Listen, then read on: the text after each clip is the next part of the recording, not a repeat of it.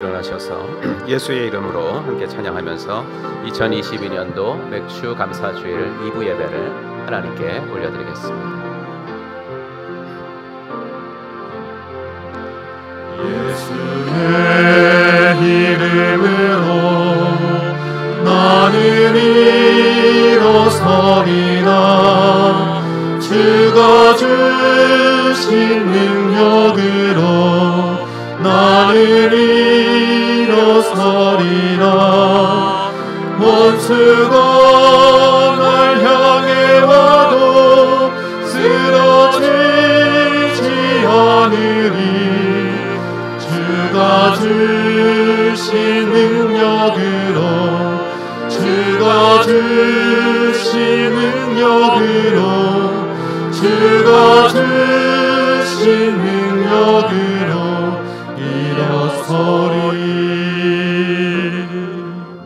사도신경으로 우리의 신앙을 고백합니다. 전능하사 천지를 만드신 하나님 아버지를 내가 믿사오며 그 외아들 우리 주 예수 그리스도를 믿사오니 이는 성령으로 잉태하사 동정녀 마리아에게 나시고 본디오 빌라도에게 고난을 받으사 십자가에 못 박혀 죽으시고 장사한 지 사흘 만에 죽은 자 가운데서 다시 살아나시며 하늘에 오르사 전능하신 하나님 우편에 앉아 계시다가 저리로서 산 자와 죽은 자를 심판하러 오시리라.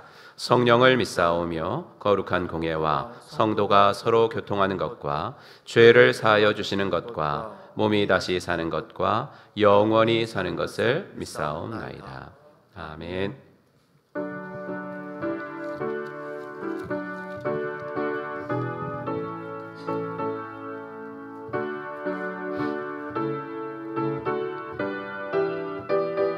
하늘에 가득 찬 영광에, 하늘에 가득 찬 영광의 하나님, 온 땅에 충만한 선비하신 하나님, 생명과 빛으로 지혜와 권능으로 언제나 우리를 지키시는 하나님,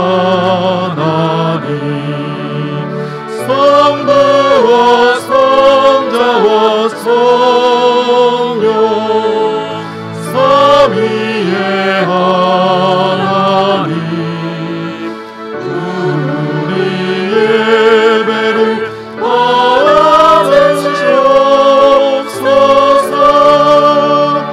주 앞에 나올 때 우리 마음 기쁘고 그 말씀 힘되어 새 희망이 솟는다. 고난도 슬픔도 이기게 하시옵고 영원에 잇대어 살아가게 하소서.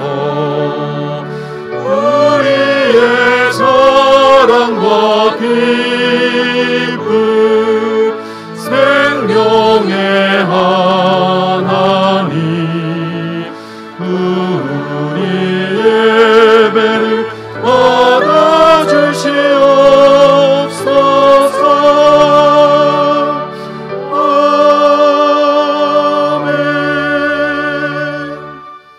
우리는 세상으로부터 부름받은 하나님의 백성입니다. 또한 세상으로 보냄받은 그리스도의 제자입니다. 하나님을 기쁘게 찬양하는 예배자가 됩시다. 이웃을 열심히 구원하는 복음의 증인이 됩시다. 배움을 통해 그리스도를 본받는 성숙한 성도가 됩시다. 한 몸된 교제를 나누는 건강한 지체가 됩시다. 아낌없이 사랑을 실천하는 봉사자가 됩시다. 그리하여 우리 모두 하나님을 영화롭게 하는 성령 충만한 공동체가 됩시다. 아멘. 자리에 앉으시고 공동기도 제목 가지고 함께 기도하겠습니다.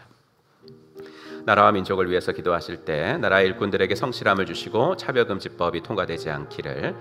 하반기가 시작됐습니다. 그럼에도 불구하고의 감사로 하반기를 시작할 수 있기를. 또 주일학교 여름사역 기도 가운데 잘 준비될 수 있기를. 우리 세 가지 기도 제목 가지고 합심하여 기도합시다. 하나님 아버지, 주님의 은혜와 사랑 감사합니다. 하나님께서 아버지 안에 저희들을 오늘도 붙잡아 주시고 아버지 7월 첫 주 하반기의 첫 주 예배를 주 앞에 올려드리게 하신 것을 감사합니다. 먼저 나라와 아버지 하나 민족을 위하여 기도합니다. 아버지 세워주신 대통령과 아버지 위정자들을 주님께서 붙잡아 주셔서 아버지 하나님이 하나님을 두려워하고 진실로 아버지 국민들을 섬길 줄 아는 정직하고 아버지 하나님이여 성실한 일꾼들이 되어지도록 인도하여 주옵소서.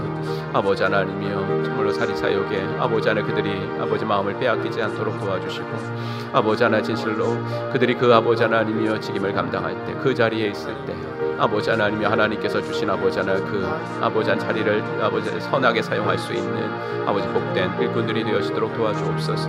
아버지 하나 차별금지법이 통과되지 않도록 하셔서 이 땅에 있는 교회가 아버지 하나님의 진실로 아버지 진리를 마음껏 외칠 수 있도록 하나님 은혜를 더하여 주시옵소서. 아버지 하나님이여 하반기가 시작됐습니다. 그럼에도 불구하고 이 감사를 올려드리게 하여 주옵소서. 아버지 감사할 것이 보이지 않아도 감사할 것들을 찾게 하시고 아버지 하나님 그럼에도 불구하고 아버지 하나님이여 하박국의 감사가 우리의 아버지의 입술에서 터져나오도록 하나님 인도하여 주시옵소서. 아버지 하나님이여 감사를 아버지 하나님이여 주 앞에 드릴 때 우리들에게 더 많은 감사거리들을 하나님께서 주실 줄로 믿사오며 아버지 하나님 하반기에는 더 많은 간증거리들이 있어지는 복된 아버지 하나님이여 우리들 되어지도록 인도하여 주시옵소서. 아버지 하나님이여 코로나가 아버지 하나님이 이제 아버지 3년 동안 하지 못했던 아버지 여름 사역을 아버지 하나님 하기를 원합니다. 주여 은혜를 더하여 주옵소서. 아버지 하나님 유아부와 우리 유초등부 중고등부 아버지 여름 성경학교와 아버지 하나님 수련회를 기억하여 주시옵소서. 아버지 하나님 연실로 성도 아버지 하나님들이 기도로 중보하고 우리 교사들 아버지 하나님 성령 충만하며 기도로 준비할 수 있도록 도와주셔서 아버지 하나님 우리의 아버지 하나님 귀한 자녀들이 믿음이 성장할 수 있도록 도와주시고 주여 아버지 주님 앞에 온전하게 아버지 드려지고 쓰임받는 복된 이 여름이 되어지도록 하나님 은혜를 더하여 주시기를 간절히 원하고 소원하오며 주님 붙잡아 주시옵시고 우리들 가운데 하나님의 영이 임하는 주시옵소서. 계속하여 찬송가 429장 찬송 드리겠습니다.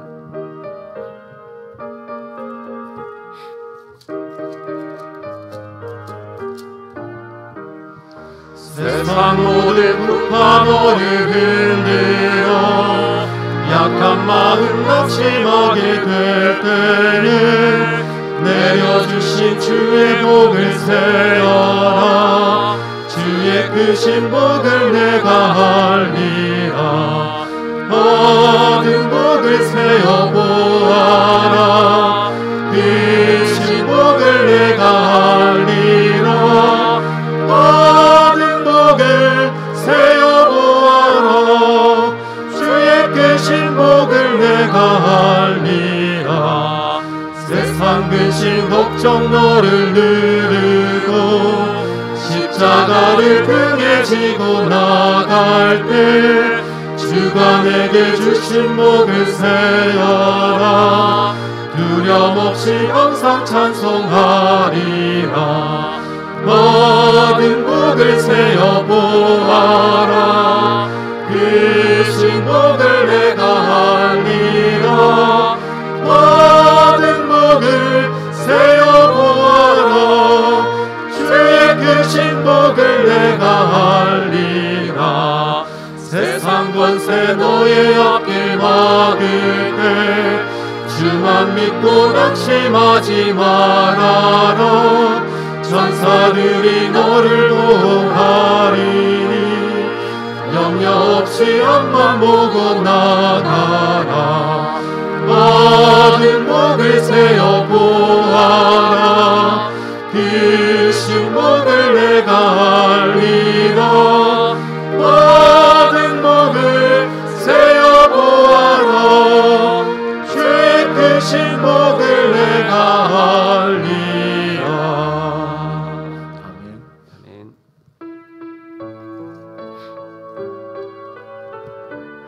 우리의 앞에 고난과 역경이 올지라도 주님을 기억합시다. 왜 나만 겪는 고난이냐고, 왜 나만 겪는 고난이냐고 불평하지 마세요.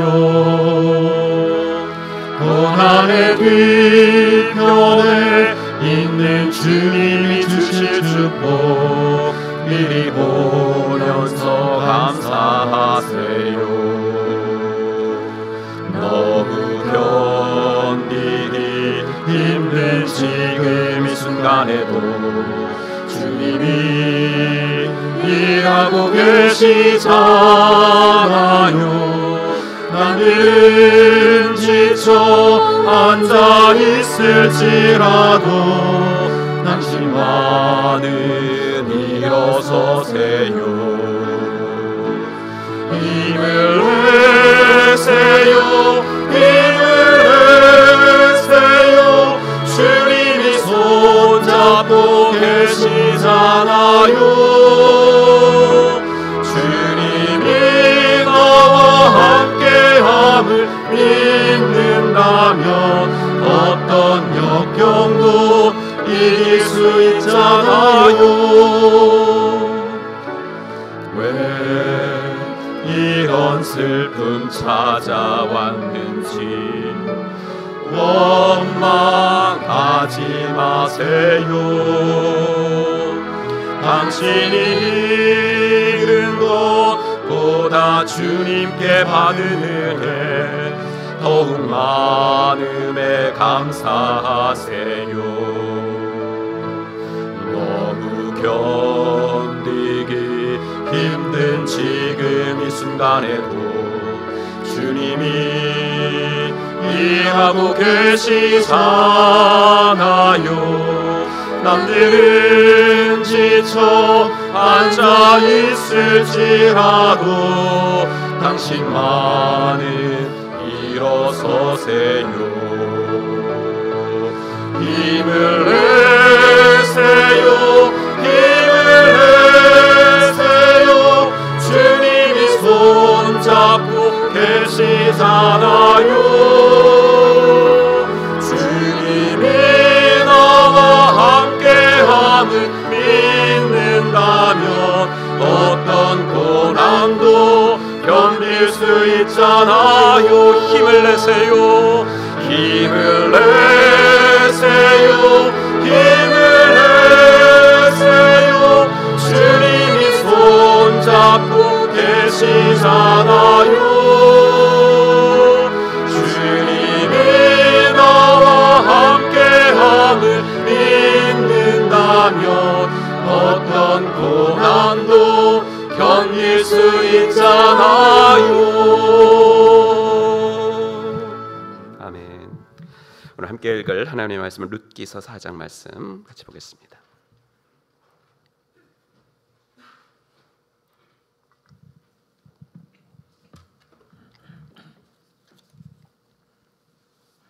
룻기서 4장 13절부터 17절까지 말씀입니다.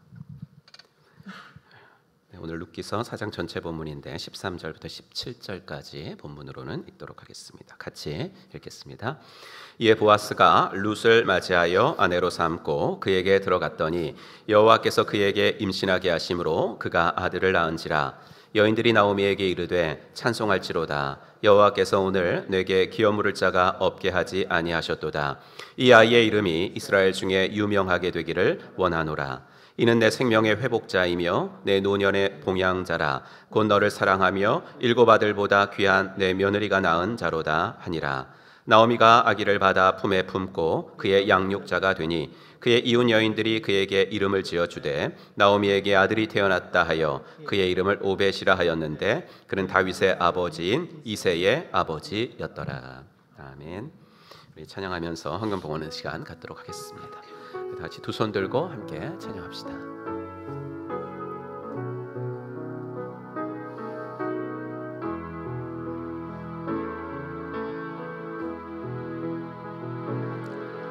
두 손 들고 찬양합니다. 다시 오실 왕 여호와께 오직 주만이 나를 다스리네.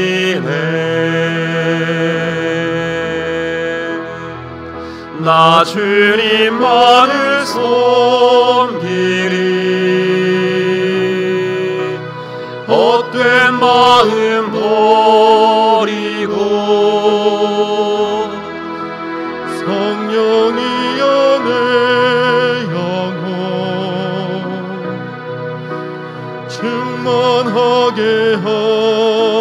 주옵소서. 주님 앞에 내 생명 드리리라.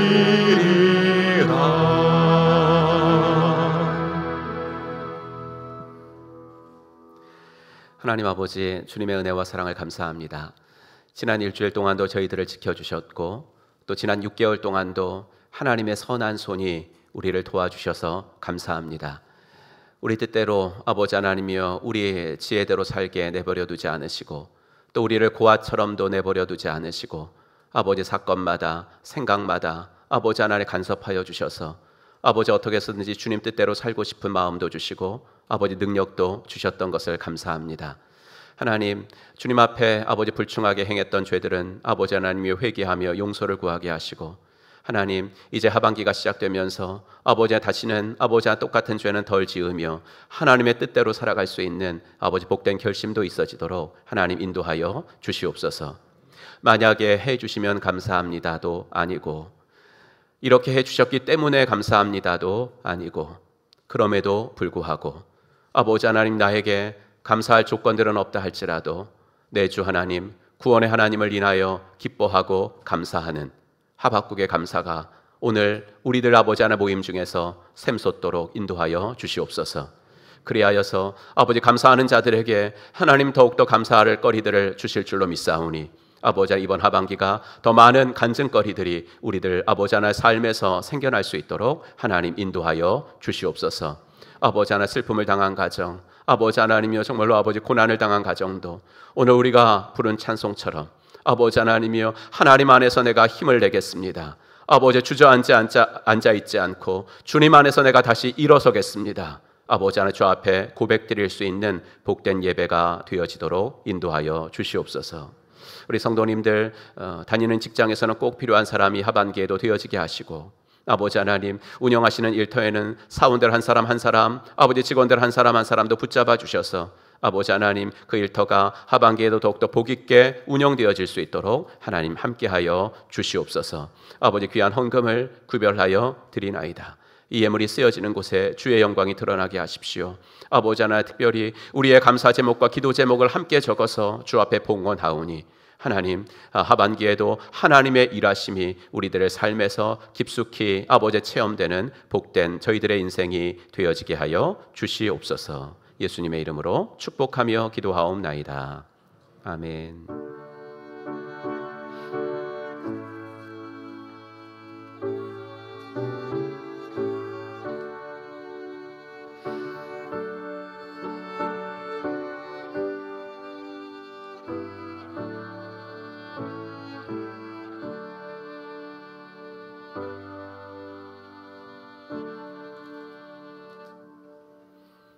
오늘도 2부에 나오신 여러분들을 주님의 이름으로 축복합니다. 우리 함께 인사하겠습니다. 하늘 복 받으세요. 이렇게 인사하겠습니다. 네, 하늘 복 받으시기 바랍니다. 네, 하늘 복 받으시기 바랍니다. 하늘 복 받으시기 바랍니다. 감사합니다.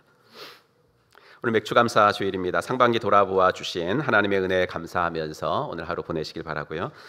지난주에 말씀드린 그대로 그 맥주감사 헌금 봉헌하실 때 나눠드린 카드에다가 감사, 위에는 감사, 그 아래는 기도 제목 이렇게 쓰셔서 헌금과 함께 봉헌해 주시면 그 카드만 저한테 옵니다. 여러분들께서 그 여러분들 기도 제목 가지고도 하반기에도 기도해 드릴 테니까 여러분들이 이용하시길 바라고요. 온라인 헌금하시는 분들은 그건 나는 어떻게 하나 그 카드만 넣으시면 됩니다. 그냥 카드만 헌금함에 넣으시면 저한테 전달될 것 같습니다. 오늘 2, 3부 예배 때 석금수 권사님께서 찬무로 우리 최영렬 집사님께서 간증으로 하나님께 또 감사절 영광을 올려드리겠습니다. 일일 특세가 내일 있습니다. 하반기 첫 특세인데 주님 앞에 맡기면서 또 하반기를 시작하실 때 주님의 보호 인도하심이 우리들 가운데 충만하게 임할 줄로 믿습니다. 7월 모임 안내해 드립니다. 정기당회가 이번 주 토요일 새벽기도 후에 있고요. 새가족반 9일, 16일, 23일, 총목자 모임은 16일, 예수영전 모임 30일에 있습니다. 그래서 7월달 예수영전 모임도 참석하길 희망하시는 분들은 저에게 문자로 신청하시기를 바랍니다. 주일학교, 여름성경학교 및 수련회 일정이 나왔습니다. 유아부 7월 23일, 유초등부는 조금 이렇게 두 주간에 걸쳐서 토줄 이렇게 하고요. 중고등부는 7월 24일부터 이렇게 하니까 여러분께서 기도로 먼저 중보해 주시기를 바랍니다. 정교인 성경 성경일독 동행 300일 이번 주는 아가 8장까지 나갑니다. 교우 소식 우리 양유리 집사님 짐바브웨 목장인데 3부 예배 키보드 반주자로 임명하고요. 목장 선택 윤상구 김경애 집사님 가정 대명 목장 선택하셨습니다. 함께할 기도 우리 2단 경계 늘 하시고요. 포괄적 차별금지법 통과되지 않도록 간절히 기도해 주기를 부탁합니다. 이번 주 선구함송 같이 해보도록 하겠습니다. 지난주 선구함송이죠. 한번 같이 먼저 읽겠습니다. 데살로니가전서 5장 16절 18절 말씀. 항상 기뻐하라, 쉬지 말고 기도하라, 범사에 감사하라. 이것이 그리스도 예수 안에서 너희를 향하신 하나님의 뜻이니라. 아멘. 네, 많이 익숙한 말씀이니까 한번 외워서 도전하겠습니다. 시작. 데살로니가전서 5장 16절 18절 말씀. 항상 기뻐하라, 쉬지 말고 기도하라, 범사에 감사하라. 이것이 그리스도 예수 안에서 너희를 향하신 하나님의 뜻이니라. 아멘. 이번 주는 시편 말씀인데요. 우리들이 또 그 하반기를 보내면서 좋은 일들도 있겠지만 또 고난도 왜 없겠습니까? 그럴 때 이 말씀 좀 긴데 꼭 외워봤으면 좋겠다 싶습니다. 우리 한번 같이 읽겠습니다. 시편 42편 5절 말씀. 내 영혼아, 내가 어찌하여 낙심하며 어찌하여 내 속에서 불안해하는가? 너는 하나님께 소망을 두라. 나는 그가 나타나 도우심으로 말미암아 내 하나님을 여전히 찬송하리로다. 아멘. 우리 찬양하면서 호산나 찬양대 등단하시겠습니다. 찬양이 언제나 넘치면 은혜로 얼굴이 환해요. 함께 찬양합니다. 찬양이 언제나 넘치면 은혜로 얼굴이 환해요. 성령의 충만한 모습이 서로가 느껴요.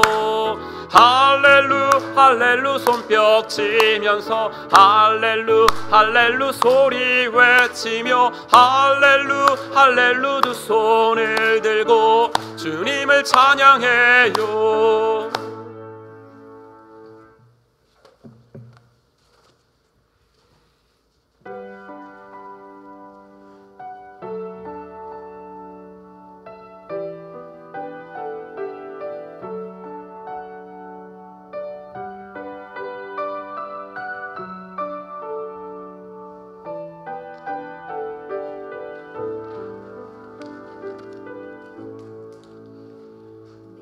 평생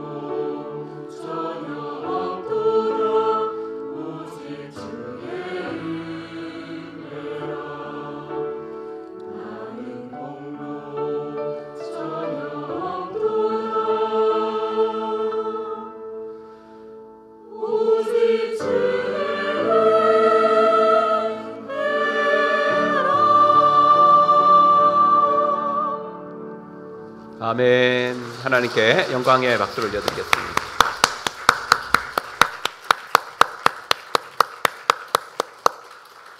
네, 우리 무대 잠깐만 정리 좀 해주시고요. 우리 백주감사주일 맞이하여서 또 우리 호산나 찬양대가 주님의 은혜라 귀한 찬양 해주셔서 너무나 감사드립니다. 지금 이 시간에는 우리 석금숙 권사님 태국 박청 묵장 섬기시고 계십니다. 우리 동무죠. 예, 함께 단장님으로 섬기시고 계신데요. 찬모로 주님 앞에 영광을 올려드리도록 하겠습니다.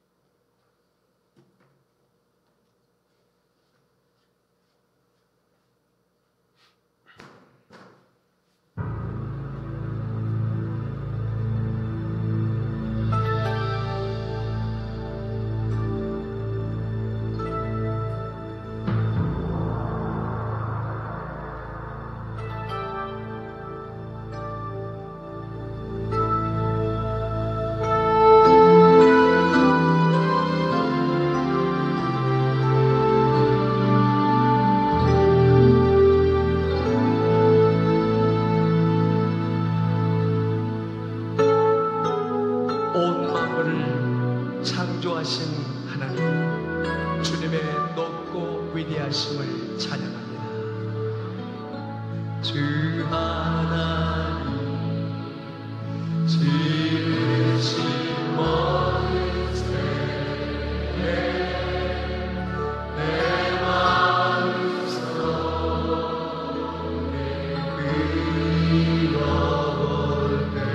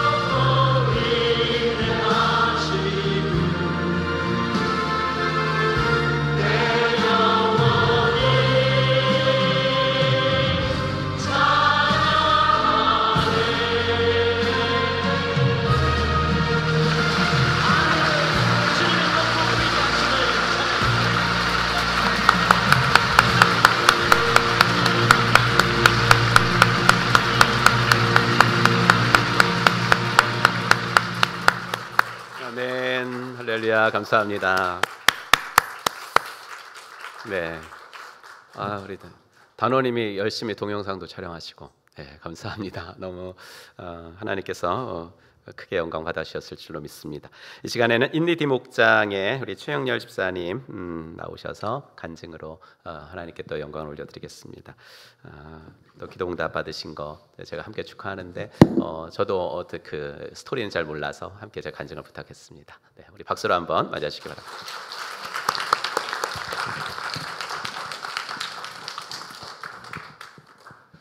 네, 안녕하십니까. 저는 인도네시아 디 목장에 살고 있는 최영렬 집사라고 합니다.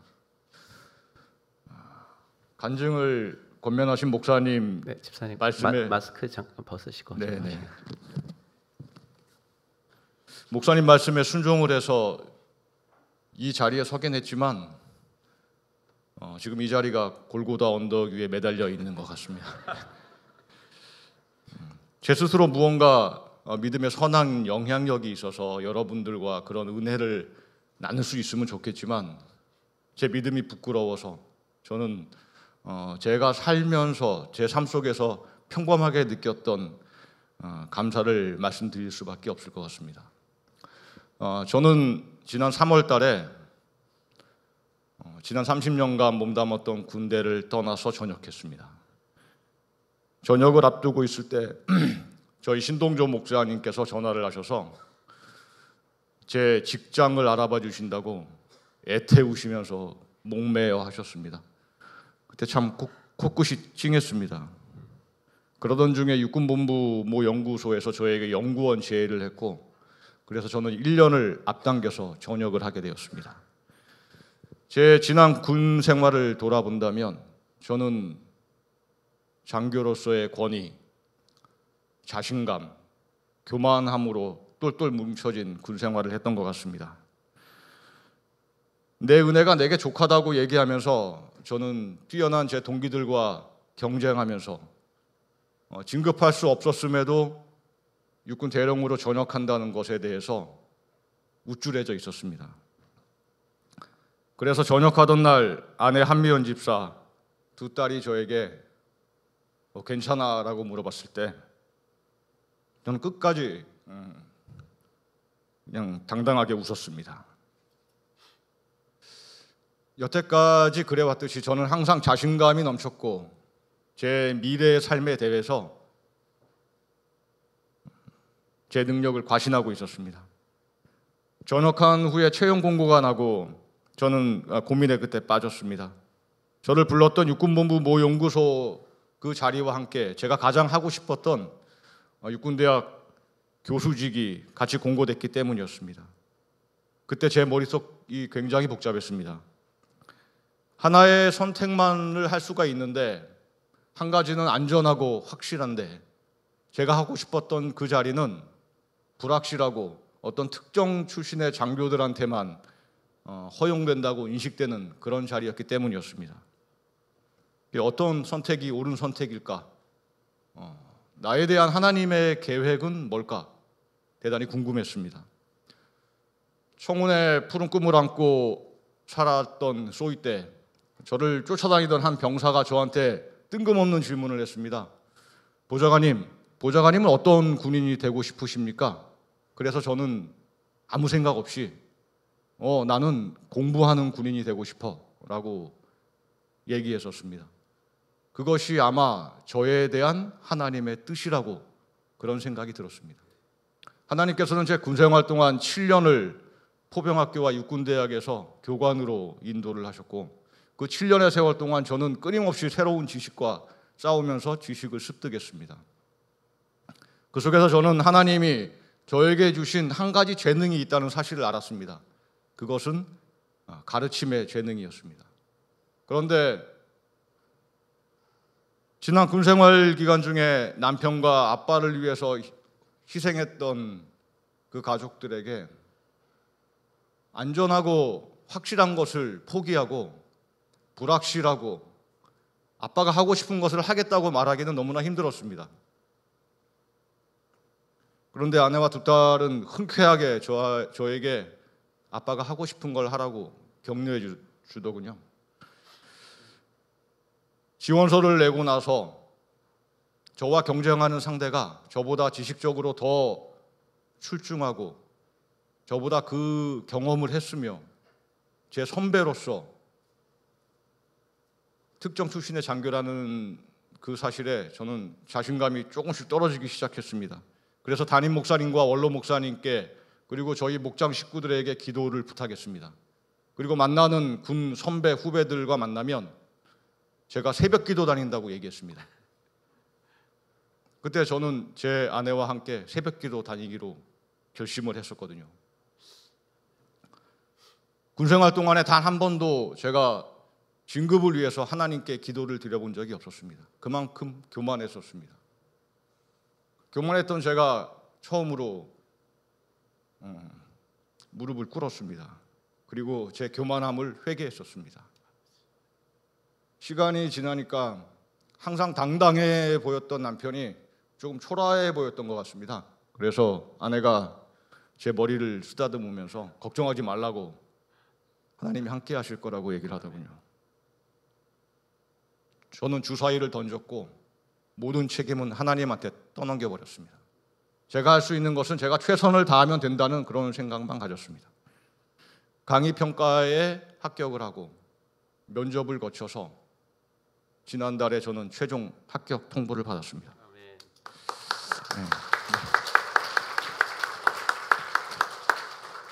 직장에 있던 큰딸이 그 소식 듣고 막 울었습니다. 아내와 저는 하나님께 너무 감사했습니다. 기도에 조력해 주셨던 담임 목사님, 원로 목사님, 목장 식구들 너무 감사했습니다. 그리고 아내와 한 가지 약속을 했습니다. 앞으로는 교만하게 살지 말고 겸손하게 살자. 한편으로는 제가 원하는 걸 들어주셨다고 하나님께 감사하는 제 모습이 조금 부끄럽고 창피했습니다. 저는 기도를 하면 불가능한 것이 가능해진다고 믿고 싶지 않습니다. 어차피 하나님께서는 모든 것을 다 가능하게 하실 수 있는 분이시고 불가능하다고 생각하는 것은 저의 판단에 지나지 않기 때문입니다. 기도는 하나님의 뜻을 알아가는 과정이고 그 과정 속에서 하나님은 저의 신앙을 성숙시키신다고 생각합니다. 그래서 저는 앞으로 하나님께서 저를 어떻게 사용하실까 상당히 기대를 하고 있습니다. 제 두 번째 인생을 허락해 주신 하나님께 감사를 드립니다. 그 은혜를 갖기 위해서 앞으로 빚진 죄인처럼 살아가기를 제 스스로 소망합니다. 감사합니다. 아멘.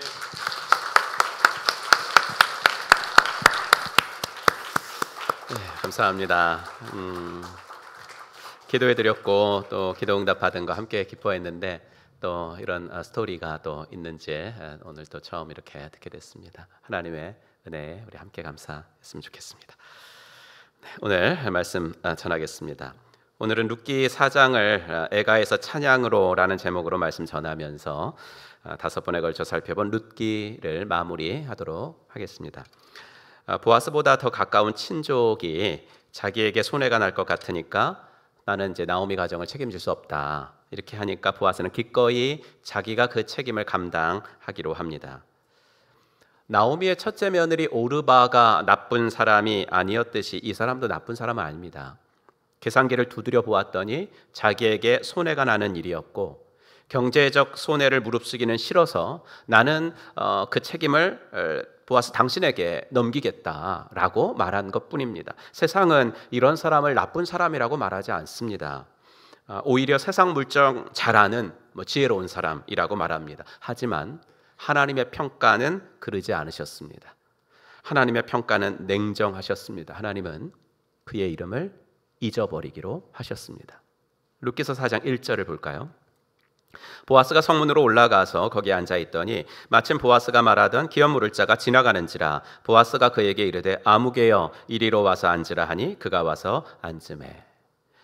보아스는 룻이 청혼을 할 때 자기가 당신을 책임질 1순위는 아니라 다른 사람이 있어요 라고 말을 했죠. 그 사람에게 먼저 물어보는 것이 도리고 순서입니다 라고 말을 했었습니다. 보아스는 분명 그 사람을 알고 이름도 알고 있었을 것입니다. 작은 마을에서 친척간인 사람들이 이름도 모르고 살 리는 없었습니다. 하지만 성경은 이 사람의 이름을 기록하지 않습니다. 보아스가 이르되 아무개요. 아무개요.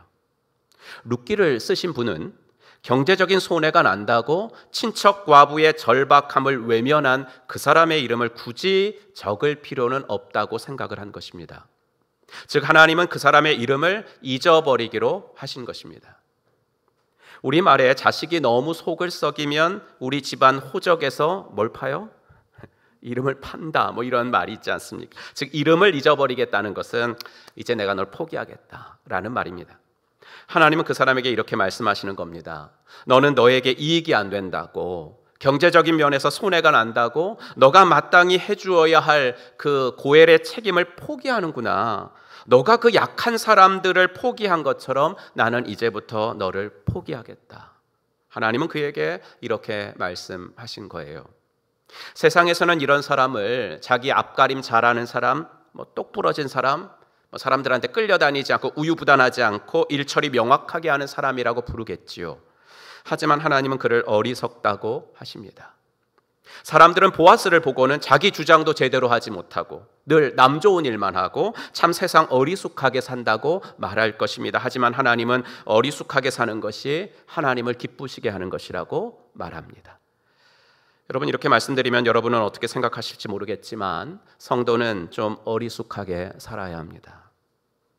이 무명의 사람은 처음에는 자기가 나오미에게 땅을 산다고 말했거든요. 내가 물으리라, 내가 할 거야 이랬어요. 이 사람은 늙은 나오미만 부양하면 이제 나오미 죽으면 엘리멜렉 소유의 땅이 자기 거가 될 거라고 생각을 해서 자기가 하겠다고 그런 거예요, 처음엔.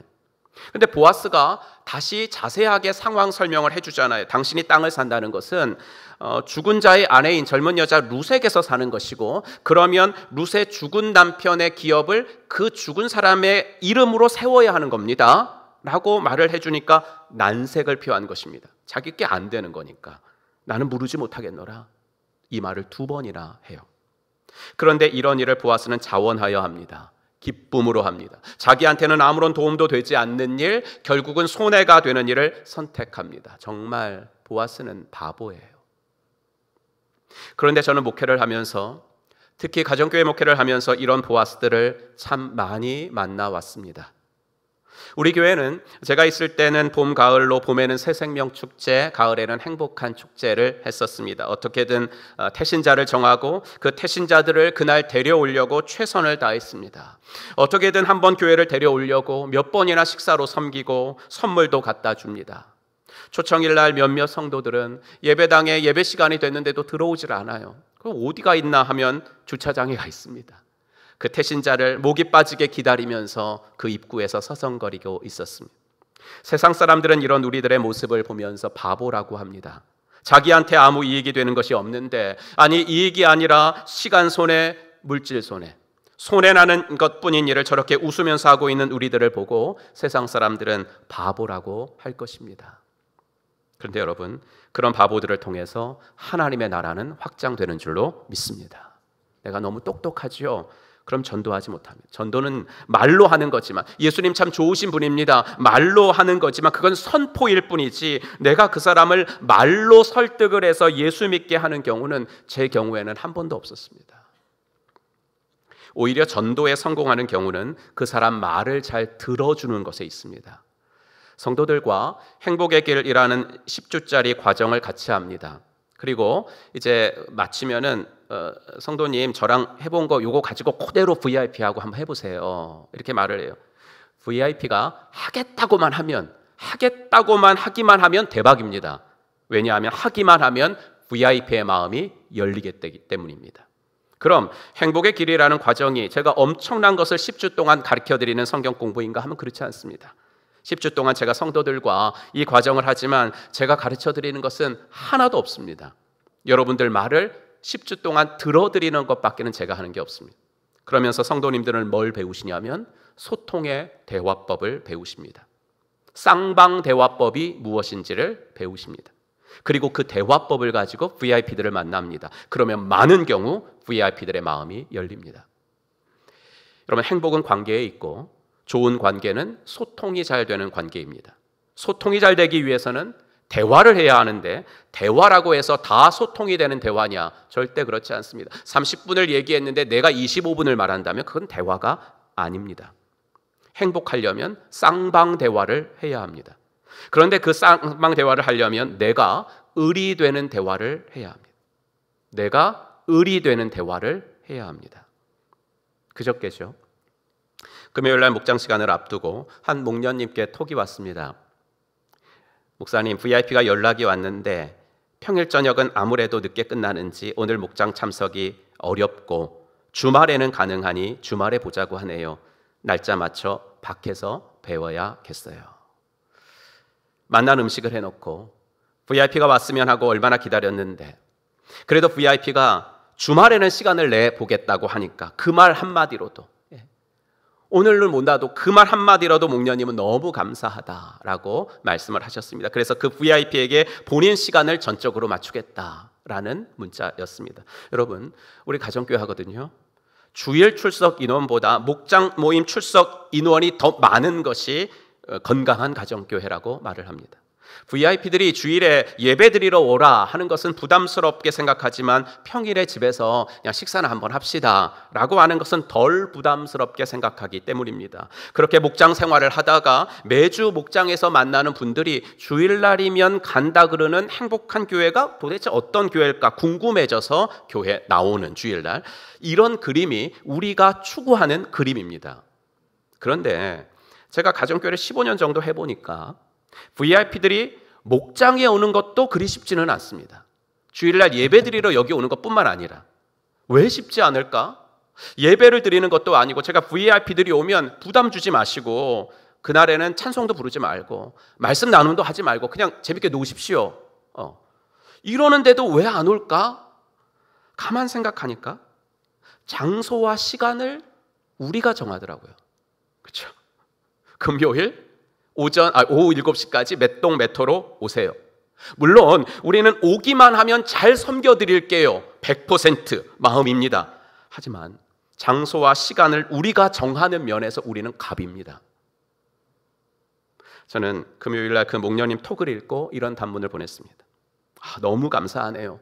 VIP에게 우리는 영원한 을이 되는 기쁨이 얼마나 큰지 아는 사람은 참 복된 사람들입니다. 이런 톡을 보냈습니다. VIP가 몇 시에 만나자 그러면 내 시간을 거기 맞추는 겁니다. VIP가 어디서 보자 그러면은 내가 미리 거기 나가서 기다리는 겁니다. 우리말에 너는 배알도 없냐? 라고 말하는데, 여러분, 우리가 내 자존심 다 챙기려고 하면 우리는 살면서 한 영혼도 구원해 보지 못합니다. 그러니 성도는 좀 어리숙하게 살아야 합니다. 영혼은 구원을 위해서라면, 목장에서 목원들을 섬기는 일이라면, 교회를 위해서 헌신하는 일이라면 내가 좀 손해를 보더라도 기꺼이 자원하며 기쁨으로 해볼 수 있어야 합니다. 그럴 때 우리들의 삶에서 뿐만 아니라 공동체에서 애가가 찬양으로 바뀌게 되는 줄로 믿습니다. 저는 어제 토요일에도 참 여러 명의 바보들을 만났습니다. 어제 정말 더웠죠. 오늘도 만만치 않는데 아침부터 햇볕이 장난이 아니었습니다. 그런데 그 아침부터 저녁 대여섯 시까지 어제는 유독 마치 순번이라도 정한 듯이 1시간 간격으로 여러분들이 예배당을 들락날락하면서 자기가 맡은 일들을 아름답게 해놓으시고는 조용히 사라지셨습니다. 그런 성도님들을 보면서 저는 세상 사람들이 저 모습을 본다면 과연 이해가 될까?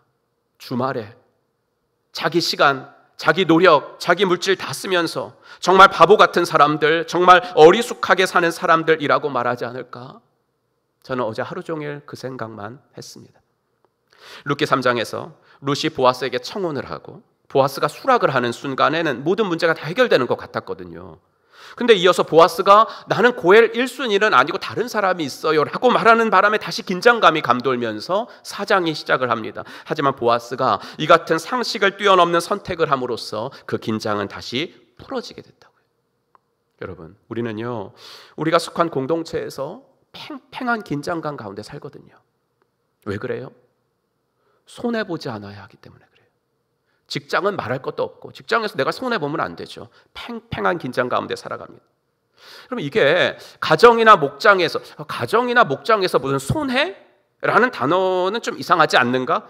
그러면 그 손해를요, 물질적인 손해 말고 자존심에서 손해, 이렇게 생각을 해보면 가정이나 교회도 일터와 그리 다르지 않아요. 가정에서 마저 남편과 아내 사이에, 부모와 자녀 사이에 우리는 자존심 싸움을 할 때가 있거든요. 내가 어떻게든 손해보지 않으려고 그러거든요. 그러는 이상 어느 공동체건 가정도 팽팽한 긴장감은 피할 수가 없습니다. 그럴 때 내가 먼저 좀 어리숙해지는 겁니다.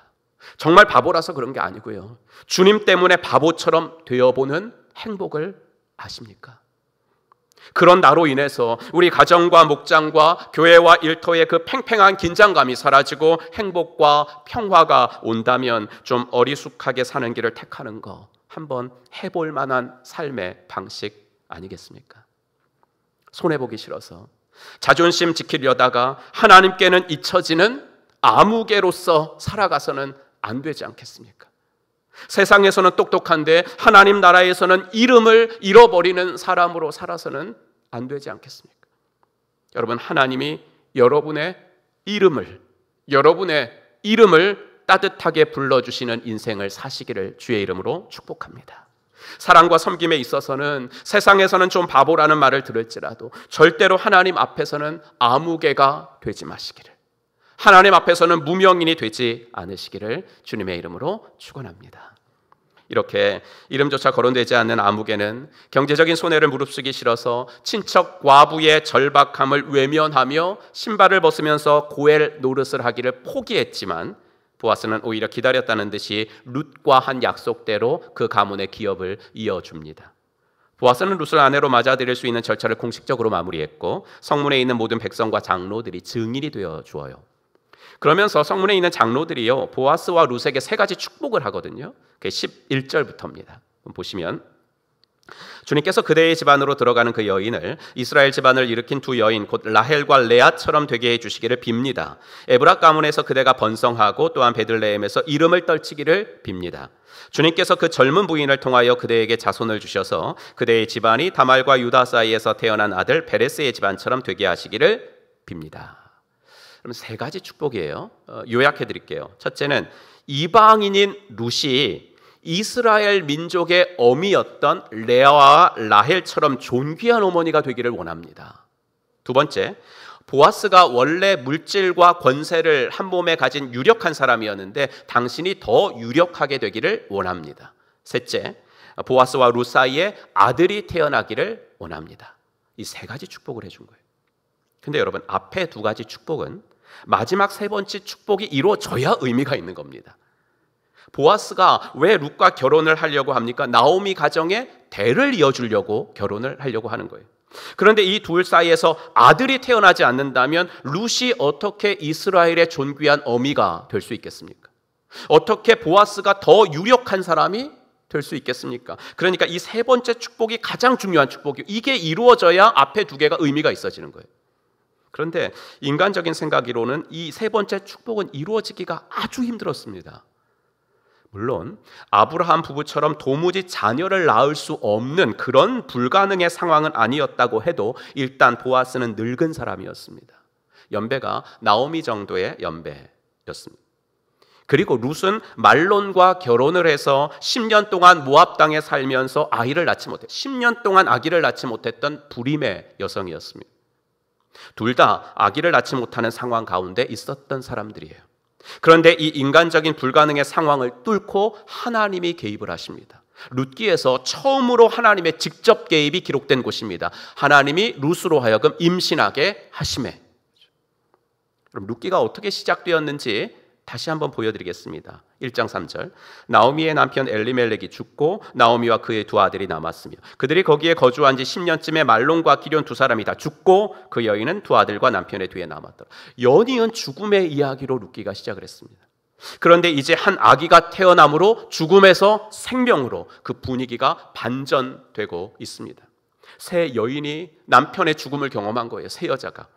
그 중에 한 여자는 거기다가 두 아들의 죽음까지 경험을 한 거예요. 세상의 그 어떤 단어로도 표현하지 못할 슬픔과 고통을 겪고 살아야겠다는 그 어떤 희망도 없이 남은 인생을 그냥 조용히 정리하려고, 그래서 따라오려고 하는 며느리를 끝까지 말리면서 혼자 고향으로 왔던 나오미의 텅 빈 인생이 다시금 채워지기 시작하는 희망의 빛으로 룻기는 서서히 마무리가 되고 있습니다. 고향으로 돌아오는 나오미를 보고서 동네 여인들이 이렇게 말했죠. 1장 19절, 아낙네들이 이게 정말 나오미인가? 하고 말하였다. 네가 정말 10년 전에 그 나오미 맞냐는 거죠. 도대체 무슨 일이 있었길래 이렇게 망가져서 돌아왔어요? 이 말이죠. 희락이요 기쁨이라고 불렸던 당신이 어떻게 이렇게 부서져서 돌아왔나요? 라는 말이죠. 나오미는 동네 여인들의 이 말을 듣고 긴 애가를 쏟아놓았죠. 나를 더 이상 나오미라, 즐거움이라, 희락이라 부르지 말아라. 고통이라고, 말하라고, 쓰디쓴 인생이라고 불러달라라고 말을 합니다. 하나님이 나를 치셨고 나는 텅 비어 돌아오게 됐다고 슬픔의 노래를 불렀습니다. 그런데 나오미와 함께 애가를 불렀던 동네 여인들의 말이 어떻게 바뀝니까? 동네 여인들이 하나님을 찬송하여. 룻기에서 참 이상하고 이해가 안 되는 장면이 4장에 집중적으로 나옵니다. 즉 뭐냐면 하나님이 룻을 임신하게 하셔서 정말 성문 장로들의 축복대로 보아스와 룻 사이에서 아들이 태어났다고요. 나오미가 얼마나 기뻤겠어요. 보아스는 자기가 나이가 이렇게 늙었는데 아들을 낳다니 얼마나 기뻤겠어요. 그 당시 임신하지 못하는 여성은 하나님으로부터 뭐 저주를 받은 여성이다 뭐 그렇게 생각하고 있던 시대에 룻이 아들을 낳았으니까 얼마나 기뻤겠어요. 그런데 이 본문에는 가족들의 기쁨이 안 나와요. 가족들의 기쁨이 안 나오고 누구 기쁨이 나오냐면 동네 여자들 기쁨이 나온다고요.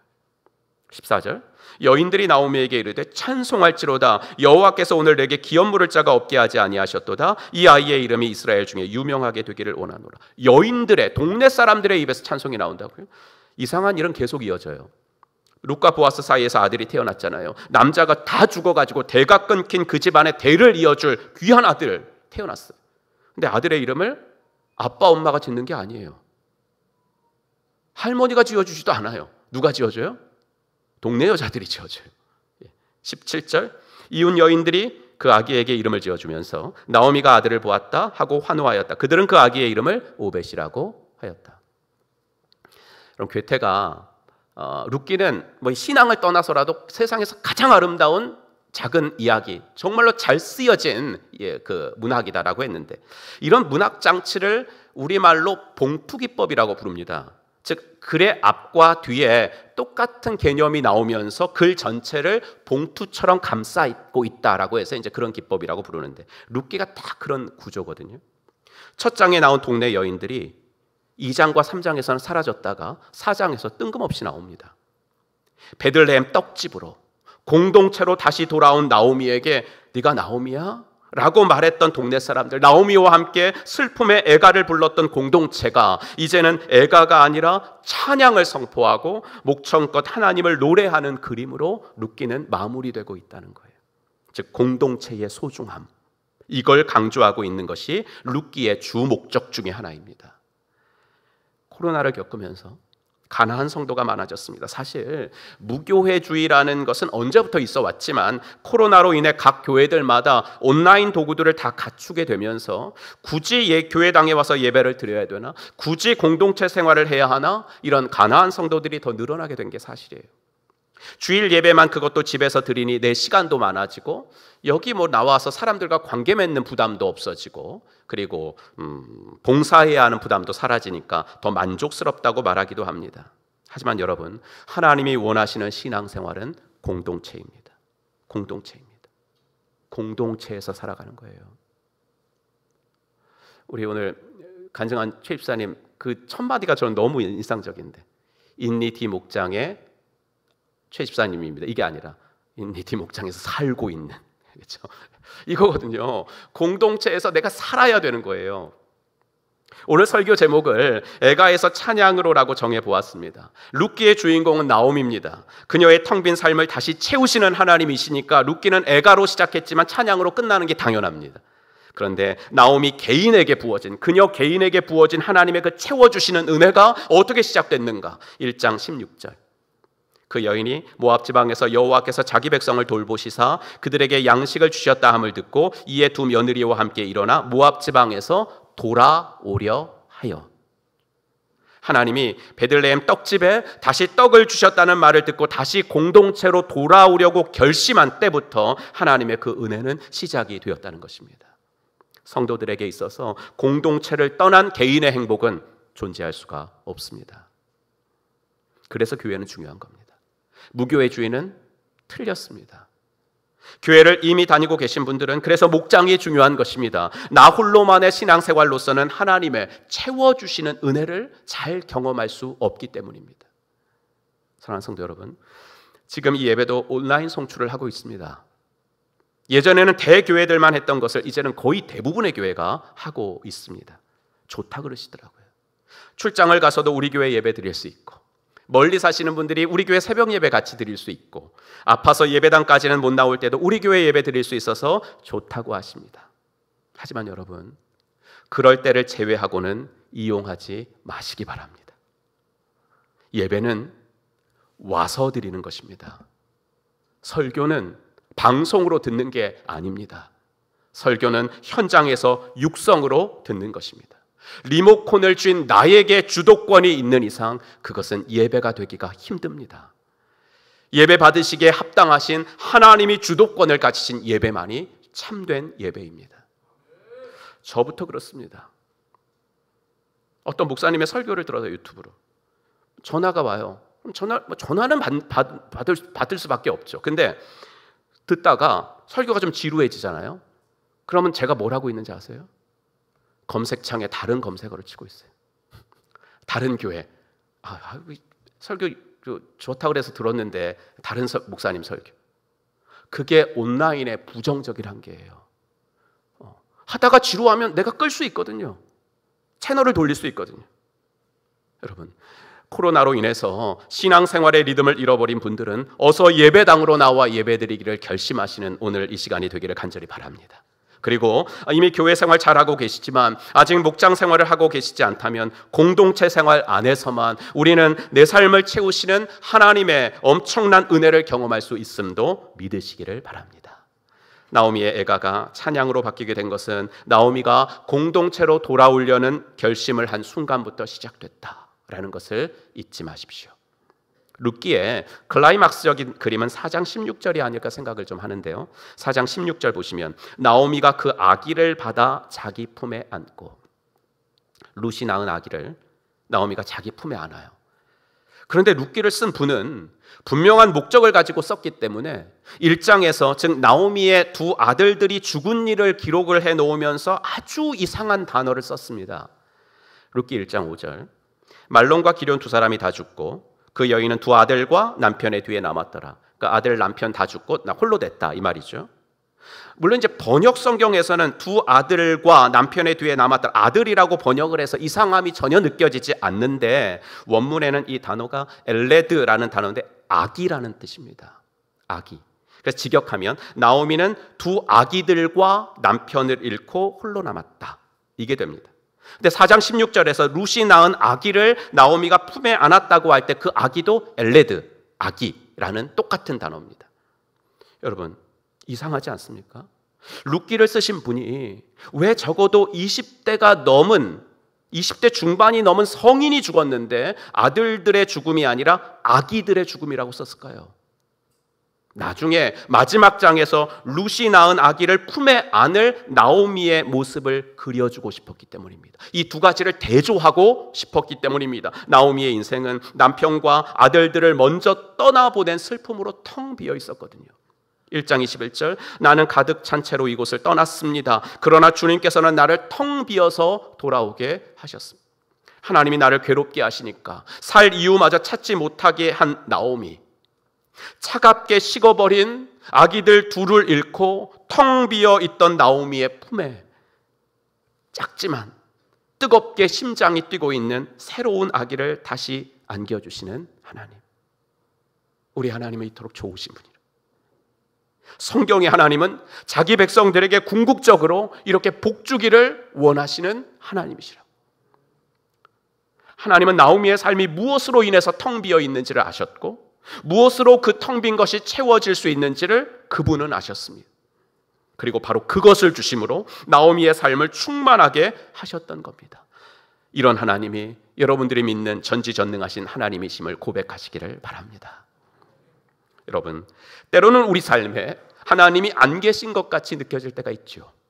고난의 때가 그렇고 실패의 때가 그렇고 우리는 하나님이 어디 계시냐고 항변하고 싶을 때가 많습니다. 오늘 우리가 부른 찬양처럼 왜 나만 겪는 고난이냐고 하나님을 원망할 때도 있습니다. 하지만 하나님은 늘 우리와 함께 계십니다. 하나님은 늘 우리 곁에 계시는데 우리 나약한 믿음이 어떨 때는 하나님의 동행을 느끼고 내가 잘 될 때는, 어떨 때는 내가 안 될 때는 하나님의 부재를 내가 느끼는 것밖에 없어요. 하나님은 내가 힘들 때는 오히려 나와 더 가까이 계십니다. 가까이 계실 정도가 아니라 이 정도입니다. 많이 보신 그림이죠. 평소에는 나와 예수님 두 사람 발자국이었는데 내가 제일 힘들어할 때 주님은 어디 가시고 내 발자국만 찍혀 있어서 주님 도대체 그때는 어디 가셨냐고, 나 너무 힘들었다고. 그러자 주님이 뭐라고 하셨다고요? 그 네 발자국 아니라 내 발자국이야. 네가 너무 힘들어하길래 업고 갔어. 나와 늘 동행하시는 예수님이 내가 힘들 때는 가까이 계시는 정도가 아니라 나를 업고 가시는 줄로 믿습니다. 우리는 바로 앞만 볼 수 있을 뿐이지만 하나님은 여러분들이 도착할 결승점을 보고 계십니다. 룻기의 대단원이 어떻게 끝나요? 족보로 끝나요. 이것도 참 이상한 거예요. 상식적으로라면 룻과 보아스 사이에서 아들 태어났죠. 이름 지어줬죠. 동네가 다 기뻐했죠. 여기서 끝나도 전혀 이상하지 않아요. 하지만 룻기는 족보로 끝납니다. 21절, 22절 같이 읽겠습니다. 살몬은 보아스를 낳았고 보아스는 오벳을 낳았고 오벳은 이새를 낳고 이새는 다윗을 낳았더라. 나오미 품에 안긴 오벳을 통해 누가 태어났다고요? 다윗이 태어났다. 즉 오벳은 하나님 마음에 합한 왕 다윗의 할아버지가 된 거라고요. 이렇게 하나님은 나오미 가정에 개인적인 복만 주시는 것이 아니라 하나님은 더 큰 그림을 가지고 계시다고요. 여러분들의 인생에 하나님은 여러분들이 상상하지 못하는 더 큰 그림을 가지고 계시다고요. 하나님은 이 가정을 통해서 혼란스러운 사사기의 시대를 마무리하시는 거예요. 1장이 어떻게 시작돼요? 사사들이 치리하던 때에, 이게 룻기의 처음이죠. 이제는 마무리하시고 다윗을 통하여 새로운 왕정 시대를 이루어 나갈 계획을 가지고 계셨던 겁니다. 아니, 더 크게 보면 다윗의 후손으로 예수 그리스도께서 오셨으니 우리가 5번에 걸쳐 살펴본 룻기의 이야기는 한 가정의 작은 이야기 정도가 아니라 죄악된 인간들을 구원해내시는 하나님의 구속의 이야기와도 연결되는 것입니다. 사랑하는 성도 여러분, 하나님은 저와 여러분의 인생에서 어떠한 이유에서든 애가가 불려질 때 그 애가를 결국은 찬양으로 바꾸시는 분임을 믿으시기 바랍니다. 그러니 고난이 닥치면 인간이기에, 성도도 인간이기에 애가를 부를지라도 하나님을 원망하지 마시고 애가를 부르며 하나님께로 돌아오십시오. 애가를 부르며 공동체에 붙어 있으십시오. 애가를 부르며 주님 한 분만을 따라가십시오. 그러면 인간이 상상할 수 없는 족보를 통해서 예수님을 이 땅에 보내셨듯이 우리의 삶도 우리의 상상을 뛰어넘는 방법으로 이끌어 주실 줄로 믿습니다. 2022년 하반기 이 같은 은혜가 여러분들의 삶에 넘치기를 주의 이름으로 축복합니다. 기도합시다. 이 시간 조용히 눈을 감고 우리의 인생에서 불려지는 노래를 애가에서 찬양으로 바꾸시는 주님의 일하심, 이걸 경험하기 위해서 나는 무엇을 해야 할지 이것도 한번 생각해 봤으면 좋겠습니다. 내가 좀 더 을이 되면서 낮아져야 할 부분이나 또 사람은 누군지, 내가 내 가족들한테 좀 더 낮아져야 할 부분은 무엇인지. 권위는 내가 세우는 게 아니에요. 권위는 남이 세워주는 게 권위입니다. 내가 을이 될 부분은 어디 있는지 한번 생각해 보시고, 교회나 목장을 통해서 하나님이 나에게 요청하시는 부분, 내 헌신을 요구하시는 부분은 무엇인지 한번 생각해 보시고, 나오미의 인생을 애가에서 찬양으로 바꾼 룻과 보아스의 헤세드, 그걸 통해서 내가 배워야 할 점은 또 무엇인지. 제 룻기 오늘 마지막 시간을 가졌는데 하나님 여러분들에게 생각나게 하시는 거, 작은 것 하나라도 결단하시기를 바랍니다. 기도합시다. 하나님 아버지, 주님 감사합니다. 주님, 주시옵소서. 믿음의 주, 온전하게 하시는 주님을 바라봅니다. 하나님 아버지, 나는 아버지 할 수 없지만 주님은 하십니다. 나는 할 수 없지만 주님은 하십니다. 너무나 감사합니다. 아버지, 우리의 삶을 통해서 영광을 받으시는 하나님, 정말로 주 앞에서 온전하게 나아가는 저희가 되어주시옵소서. 하나님 은혜를 더하여 주시옵소서. 우리의 인생에서 아버지 불려지는 노래를 애가에서 찬양으로 바꾸시는 주님, 아버지 하나님, 주님과 동행하는 그 은혜를 다시 한번 기억하며 나아가는 저희가 되어지도록 하나님 은혜를 더하여 주시기를 원합니다. 오늘도 아버지 하반기, 아버지 하나님 이제까지 이끌어 주셨던 주님의 은혜 우리 가운데 아버지 충만하게 와주시옵소서. 오늘 주님의 은혜를 더하여 주시기를 간절히 원합니다. 하나님 아버지, 나는 부족하지만 주님은 하십니다. 나는 유한하지만 주님은 무한하십니다. 나는 아버지 어리석지만 아버지 주님은 지혜로우십니다. 주여 아버지 은혜를 더하시고 아버지 하나님의 은혜 작은 것 하나라도 결단하지 하나님 주님의 은혜가 아버지 우리 가운데 임할 수 있도록 도와주시고 주여 아버지 임하시는 주님의 역사가 오늘 주님이 인도하여 주시고 주님 도와주시옵소서. 하나님 주님 도와주시옵소서. 하나님 아버지, 주의 은혜 감사합니다.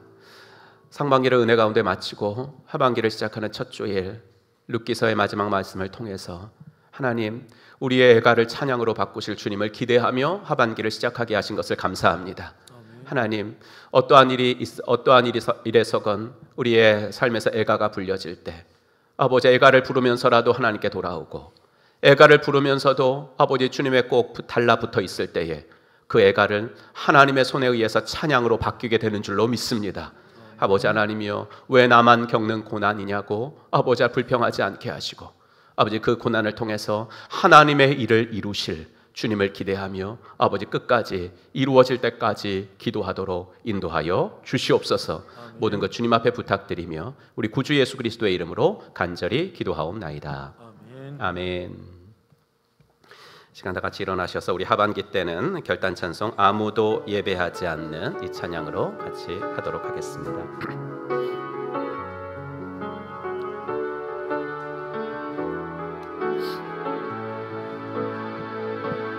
아무도 예배하지 않는 그곳에서 주를 예배하리라.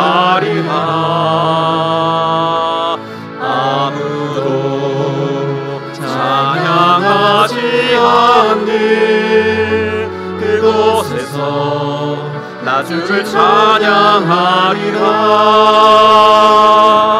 누구도 헌신하지 않는 그곳에서 주께 헌신하리라. 누구도 증거하지 않는 그곳에서 나 주를 증거하리라. 내가 밟는 모든 땅 주를 예배하게 하소서. 주의 보혈로 덮어지게 하소서. 내가 선이고 주의 거룩한 것 되게 하소서. 주의 향기로 물들이소서. 내가 밟는 모든 땅 주를 예배하게 하소서. 주의 보혈로 덮어지게 하소서. 내가 선이고 주의 거룩한 곳 되게 하소서. 주의 향기로 물들이소서.